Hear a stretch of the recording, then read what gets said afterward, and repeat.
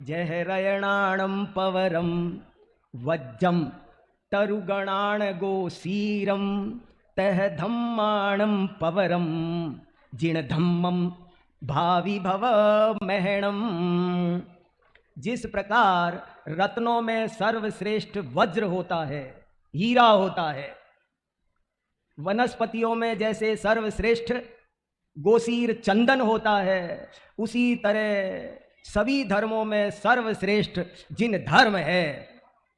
और अभी आखिरी शब्द का अर्थ नहीं हुआ, वो बहुत खास है, उसमें इसका कारण बताया है। क्यों?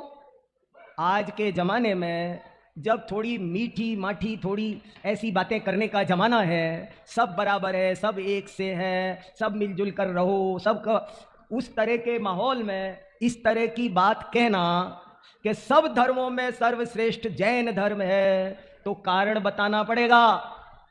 क्यों? ऐसी क्या बात है जो अन्य धर्मों में नहीं पाई जाती, सिर्फ और सिर्फ जैन धर्म में ही पाई जाती है? वो क्या बात है?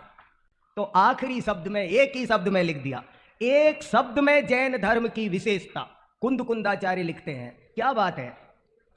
बोले अन्य धर्म दुर्गति से बचाकर सुगति में तो ले जा सकते हैं, नरक से बचाकर स्वर्ग में तो ले जा सकते हैं, पर चारों गतियों का अभाव करके मोक्ष में ले जाने की किसी में ताकत है।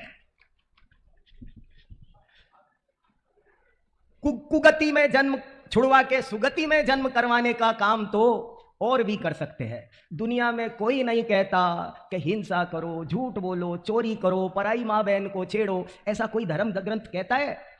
कोई नहीं कहता।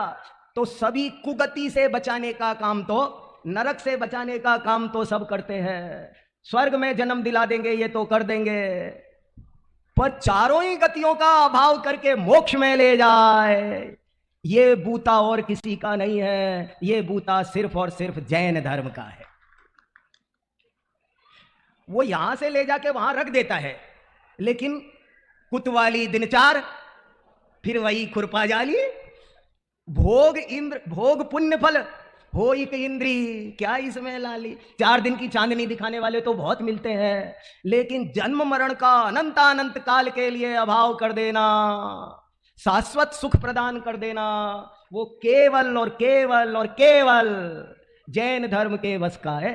अब आखिरी शब्द सुन लो उन्हीं का, कि ये अर्थ मैंने ठीक किया है कि नहीं। जहरयणाणं पवरम, बहुत प्रिय गाता है, मैं हजारों बार गाता हूं और रस पीता हूं और आनंद लेता हूं। जहरयणाणं पवरम वज्जं तरुगणाण गोसीरम तह धम्माणं पवरम जिण धम्मम। आ रहा है वो जिसको सुनना है। भावी भव महणम, भावी माने भविष्य में, भव माने जन्म, महण माने मथन, नष्ट करना। भावी जन्म की श्रृंखला को नष्ट करने का काम कोई कर सकता है, दोबारा जन्म ना हो ये गारंटी कोई दे सकता है। वो नरक में नहीं होगा, स्वर्ग में हो जाएगा, ऐसी तो देने वाले बहुत घूमते हैं, मगर तुम्हारा कभी जन्म नहीं होगा, अक्षय पद प्राप्त है। जहां सार्थक हो वो कहां कैसे होगा? बोले वो जैन धर्म से होगा।